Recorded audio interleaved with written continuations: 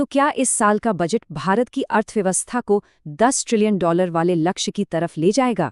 चलिए अगले कुछ मिनटों में भारत के केंद्रीय बजट 2026-27 की गहराई में उतरते हैं और समझते हैं कि इसके बड़े ऐलानों का हमारी आपकी जिंदगी पर आखिर असर क्या पड़ेगा। देखिए, वित्त मंत्री ने शुरुआत में ही अपने इरादे एकदम साफ कर दिए हैं। इस बजट का फोकस लोक लुभावन वादों पर नहीं, बल्कि उन ढांचागत सुधारों पर है जो लंबे समय में देश की अर्थव्यवस्था को मजबूत करेंगे। मतलब ऐसी नीतियां बनाना जिससे व्यापार करना आसान हो और विकास की रफ्तार तेज हो। तो हम इस पूरे बजट को 5 आसान हिस्सों में समझने वाले हैं। शुरुआत करेंगे देश की आर्थिक सेहत से, फिर देखेंगे कि भविष्य के लिए क्या योजनाएं बन रही हैं, और आखिर में बात करेंगे उस सवाल की जिसका असर सीधा हमारी जेब पर पड़ता है। इस तरह पूरी तस्वीर एकदम साफ हो जाएगी। तो चलिए सबसे पहले अर्थव्यवस्था की नब्ज पर हाथ रखते हैं। किसी भी बजट को ठीक से समझने के लिए ये जानना बेहद जरूरी है कि देश की आर्थिक बुनियाद आखिर कितनी मजबूत है। सोचिए, जब दुनिया भर की बड़ी बड़ी अर्थव्यवस्थाएं धीमी पड़ रही हैं, तब भारत 7% की दर से आगे बढ़ रहा है। ये सिर्फ एक आंकड़ा नहीं है, इसका सीधा मतलब है ज्यादा नौकरियां, बाजार में ज्यादा मौके और एक ऐसा देश जो पूरी दुनिया के लिए एक उम्मीद की किरण बनकर उभरा है। अब एक और अहम बात पर आते हैं, सरकार का अपने खर्चों पर कंट्रोल, जिसे हम राजकोषीय अनुशासन भी कहते हैं। आसान भाषा में कहें तो सरकार अपनी चादर देखकर ही पैर पसारने की कोशिश कर रही है, यानी अपनी आमदनी और खर्च के बीच के अंतर को लगातार कम कर रही है। तो ये राजकोषीय घाटा आखिर है क्या? देखिए, ये बस वो रकम है जो सरकार को अपने सारे खर्चे पूरे करने के लिए उधार लेनी पड़ती है। जाहिर है, ये आंकड़ा जितना कम हो, देश की आर्थिक सेहत उतनी ही अच्छी मानी जाती है। और ये ग्राफ बिल्कुल यही कहानी दिखा रहा है। घाटे को लगातार कम किया जा रहा है। अब सवाल ये है कि इसका फायदा क्या है? इससे दुनिया भर के निवेशकों का भरोसा बढ़ता है और भविष्य में सरकार और आम लोग दोनों के लिए कर्ज सस्ता हो सकता है। चलिए अब आते हैं बजट के सबसे रोमांचक हिस्से पर, यानी भविष्य का निर्माण। सरकार आने वाले कल के भारत के लिए पैसा आखिर लगा कहाँ रही है? जरा ये आंकड़ा देखिए, 12.2 लाख करोड़ रुपए। ये अपने आप में एक रिकॉर्ड है। ये पैसा नए highway, ports, high speed train और एयरपोर्ट्स बनाने पर खर्च होगा। ये सिर्फ कंक्रीट का निर्माण नहीं है, ये देश के विकास की रफ्तार को पंख लगाना है। और ये पैसा बहुत सोच समझ कर लगाया जा रहा है। जैसे सेमीकंडक्टर मिशन का मकसद है कि हम फोन और लैपटॉप के चिप्स के लिए दूसरे देशों पर निर्भर न रहें।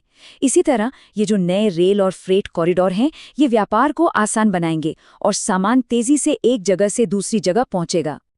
तो इन बड़ी बड़ी योजनाओं का देश के छोटे कारोबारियों और आम लोगों को सीधा सीधा फायदा कैसे मिलेगा? बजट ने कुछ खास क्षेत्रों के लिए सीधे तौर पर फंड्स का ऐलान भी किया है। बायोफार्मा शक्ति से देश में ही नई दवाएं बनेंगी, एसएमई ग्रोथ फंड से छोटे उद्योगों को बढ़ने में मदद मिलेगी, और कार्बन कैप्चर जैसी टेक्नोलॉजी हमें एक साफ सुथरा भविष्य देने का वादा करती है। देश की अर्थव्यवस्था की रीढ़ की हड्डी है हमारे छोटे और मंझोले उद्योग। जरा सोचिए, एक छोटे बिजनेस के मालिक को अब सरकारी कंपनियों से अपना पैसा समय पर मिलेगा तो वो अपना व्यापार और बढ़ा पाएगा।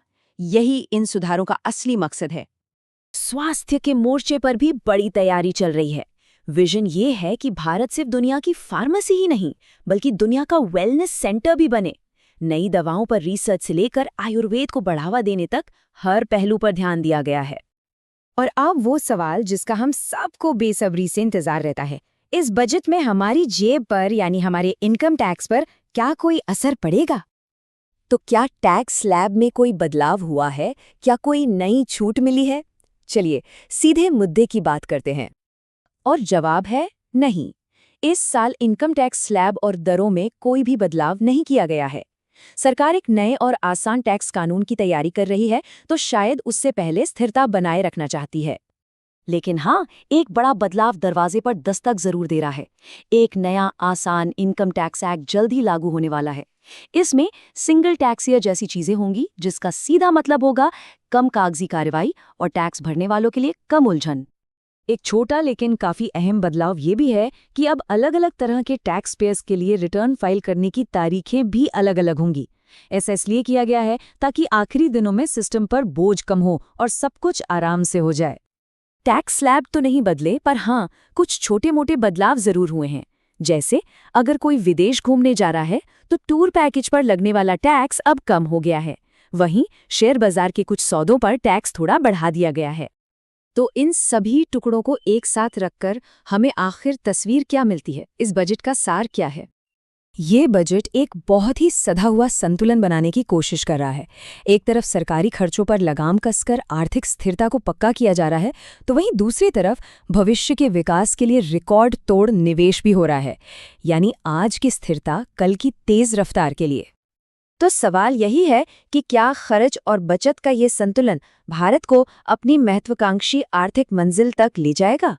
नींव तो रखी जा रही है, अब देखना ये है कि इस पर इमारत कितनी मजबूत और कितनी शानदार बनती है।